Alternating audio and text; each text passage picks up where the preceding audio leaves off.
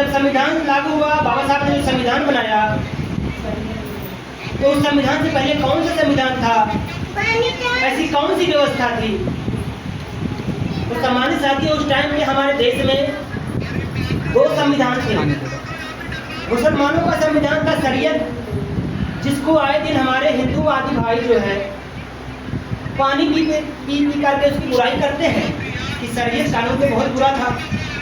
अभी भी जो मिडिल ईस्ट है, जो अरब ईरान कंट्री साइड में, उस साइड में शरीयत कानून ही चलता है।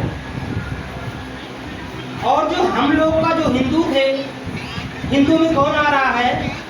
तो बाबा साहब ने हमें कहा ना कि जो यहाँ के लोग जो इस धरती के धर्म है, चाहे वो हिंदू धर्म हो, चाहे वो ब्राह्मण धर्म हो, चाहे वो सिख धर्म हो, चाहे वो जैन धर्म हो, जो हमारी भारत भूमि से पैदा हुआ धर्म है, वो सभी धर्म हिंदू धर्म की श्रेणी में आते हैं। और जो भारत के बाहर के धर्म है, वो हिंदू कोड बिल, जैसे हिंदू कोड बिल से हम आसानी समझ सकते हैं, हिंदू कोड बिल में जो हमारे धरती से बने हुए धर्म है, उनको हिंदू कोड बिल में रखा गया है। तो उस हिंदू धर्म के लोगों पर राज करने के लिए जिस कानून को चलाया गया था, उसका नाम था मनुस्मृति। और मनुस्मृति में लेडीजों को पढ़ने लिखने का राइट नहीं था, लेडीजों को जबान खोलने का राइट नहीं था, लेडीजों को घर से बाहर निकलने का राइट नहीं था। इवन लेडीजों को अगर उसका पति उसको मार रहा है, कूट रहा है, प्रताड़ित कर रहा है, तो वो अपने पति को छोड़ भी नहीं सकती है। एक बार जिसके साथ शादी हो गया है, हो गया भाई, चाहे उनको गुलाम बना के रखे, दासी बना के रखे, पीटे मारे कैसे रखे, आपको उसी के साथ रहना है। दूसरा नंबर, अगर किसी लेडीज की शादी हुई और अगर उस लेडीज के कोई बच्चे नहीं हुए, तो पुरुष प्रधान देश था, अगर उस लेडीज का घर वाला एक्सपायर कर गया, तो उस लेडीज को धक्के मार करके घर से बाहर निकाल दिया जाएगा और उसकी धन संपत्ति पर उसकी अड़ोसी पड़ोसी कब्जा कर लेंगे, क्योंकि पुरुष प्रधान देश था, लेडीज को धन संपत्ति रखने का अधिकार नहीं था। अब आप कह रहे हो कि ऐसा क्यों? बच्चे मोबाइल बंद करो। आप कह रहे होगे कि ऐसा क्यों? तो भाई ऐसा इसलिए कि जो झांसी की रानी थी, झांसी की रानी ने एक गोद लिया बच्चा,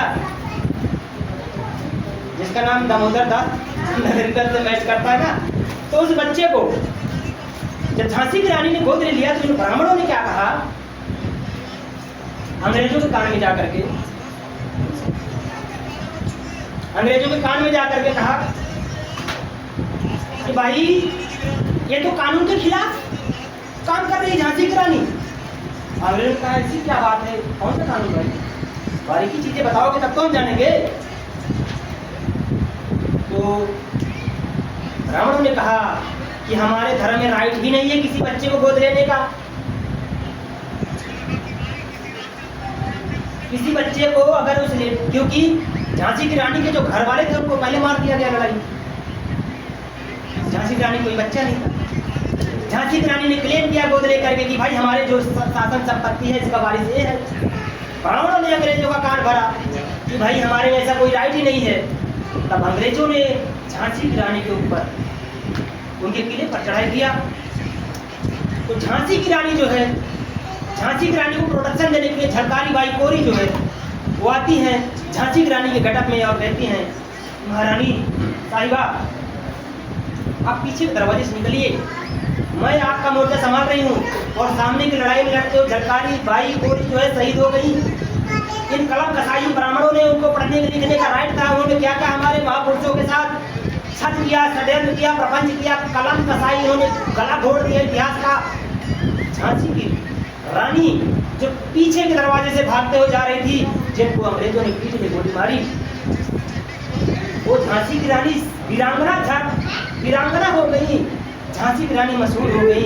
और जो झांसी की रानी के गटअप में सामने की एंट्रेंस में जो लड़ाई लड़ रही थी झलकारी बाई कोरी, उनका नाम इन ब्राह्मण गद्दारों ने कहीं नहीं दिया। यही ब्राह्मण थे जो हर जगह, क्योंकि हमारे नालंदा विश्वविद्यालय को जलाया गया, इन्होंने कहीं नहीं लिखा किसने जलाया किसने नहीं, उसके एविडेंसेस भी हमारे पास। हमारे विश्वविद्यालय को तोड़ करके हमें अंतर बनाया गया, जातियों में बांटा गया, जातियाँ कैसे बनी? आज जैसे हमारा बच्चा अगर वह मैकेनिकल इंजीनियरिंग कर रहा है तो लोहे लाइन में जाएगा, और वो टूल के बारे में जानकारी कर रहा है तो उस लोहे से क्या क्या पार्टिकल बन रहा है, फोर्जिंग होकर के कैसे आ रहा है, उस प्रोसेस को सीखता है। और अगर कोई बच्चा इलेक्ट्रीशियन इलेक्ट्रिकल मैकेनिक अगर कर रहा है, मैकेनिकल कर रहा है तो जो है इलेक्ट्रिक रिलेटेड जानकारी लेता है। अगर कोई बच्चा अगर वो टीचर बनना चाहता है तो टीचर से रिलेटेड पढ़ाई कर रहा है।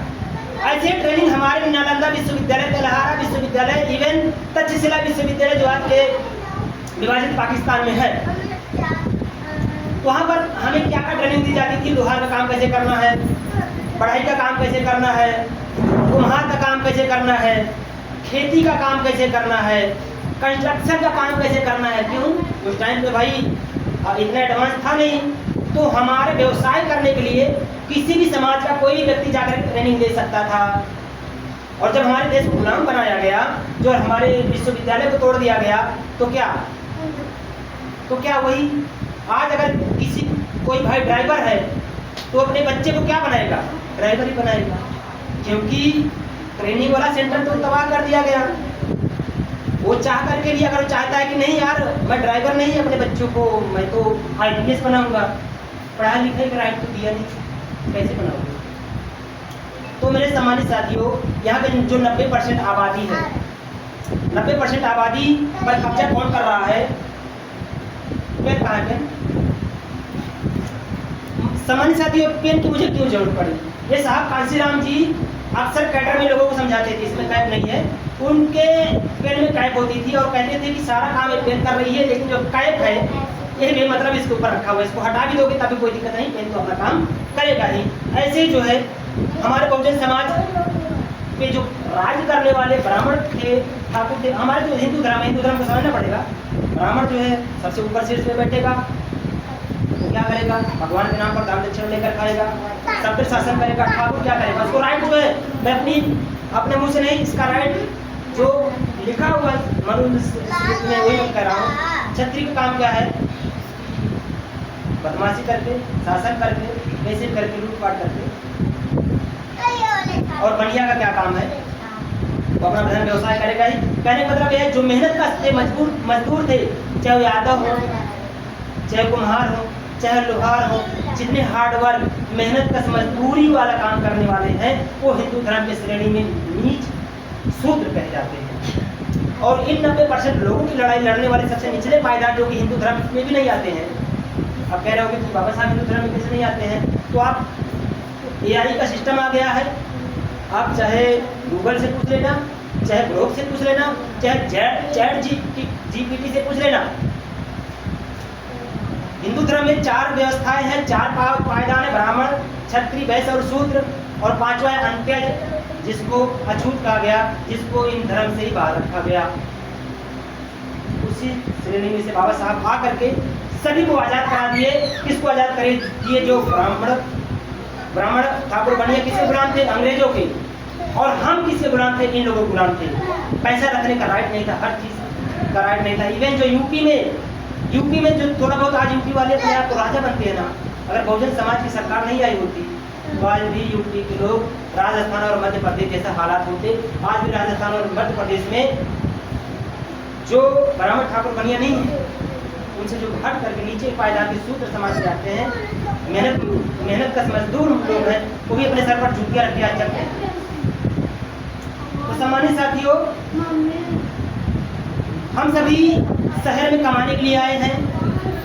ऐरा गैरा कोई भी आकर के, नत्थू खैरा आकर के, कोई भी आकर के हमें आगे दिखा के चल जाता है। बाबा साहब ने क्या कहा? शिक्षित बनो, शिक्षित करो। पहले आप शिक्षित बनो, एजुकेशन लो। एजुकेशन का मतलब ये है कि बड़ी डिग्री नहीं, अपना राइट पहचानो यार। आप बच्चे हो, आप संविधान पढ़ो। संविधान क्या कहता है? हमें सबको बराबर कर दिया है। आप अपने छोटे को भी इज्जत दो, अपने बड़े को भी इज्जत दो। भाई अगर आप संविधान को मानने वाले हो तो आप जो मान सम्मान बड़ों को दोगे, वही आप छोटे को भी दोगे। और इक्वल वो लेडीज है तो क्या हम उसको बदतमीज बात करेंगे? नहीं, समाज में ही राय पुरुष प्रधान हो गया है। तो हमें इस चीज़ से हट करके अपने छोटे बच्चों को अगर हम इज्जत देंगे तो हमारी चीज़ों को बच्चे को भी करते हैं। बच्चों को अगर हम आप करके बात करेंगे तो बच्चे आप कहना सीख जाएंगे। बच्चों को अगर हम बेटा जी बोलेंगे तो बच्चा आपका पापा जी बोलेगा। अगर आप अपने छोटे भाई को छोटा भाई इवन हमें पीठ पीछे भी, जैसे कि सामने है भाई कोई तो हम मजबूरी में उसको मान सम्मान देने के लिए भाई लगा दिए, जी लगा दिए। अगर वो भाई नहीं है हमारे सामने तो पीठ पीछे भी हमें उसको रिस्पेक्ट देनी चाहिए, वही समानता वाली। आप क्लेम भी कर सकते हो, तभी आप क्लेम कर सकते हो जब आप अपने छोटे को इज्जत दोगे, तभी आप बड़े को क्लेम कर सकते हो कि भाई तू मिसबिहेव नहीं करना मेरे से, क्योंकि तू तलाक वाली बात मुझे नहीं, हम आप बोलते हैं, हमें आप पसंद है और इसका राइट हमें संविधान ने दिया है। कोई अगर आपको थप्पड़ मारता है आप उसको थप्पड़ मारो, कोई अगर आपको मारने आया है तो हाथ नहीं जोड़ो, उठाओ और उसको मारो। संविधान ने हमें क्या कहा? सेल्फ डिफेंस में।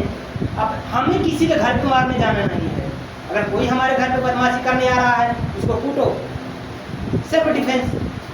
संविधान ने हमें राइट दिया है। दोषी भी अपनी बात रख सकता है। कोई अगर आपको फंसा रहा है आप भी अपनी बात रख सकते हो, एविडेंस होना चाहिए। तो सम्मानित साथियों, आज हमारे शेखर भैया जो है मीटिंग करवाए हैं और आप सभी जो है सम्मानित साथी, पॉलिटिकल राजनीति तो अपनी जगह पर है, लेकिन जो बाबा साहब का मिशन और मूवमेंट है, हमें एकजुट होकर के रहना है और अपने बच्चों को हम तभी आगे ले जा पाएंगे जब हम अंधविश्वास, पाखंड, आडंबर से अपने बच्चों को दूर रखेंगे, सही को सही, गलत को गलत कहने की हिम्मत रखेंगे। तभी हमारे बच्चे आगे आने वाले समय में अपना भविष्य संवार पाएंगे। तो इन्हीं बातों के साथ मैं चाहूँगा कि हरकुल जी हमारे बीच में आकर के अपने मनोभाव साझा करें। जो हरकुल जी लुधियाना हल्का दक्षिणी के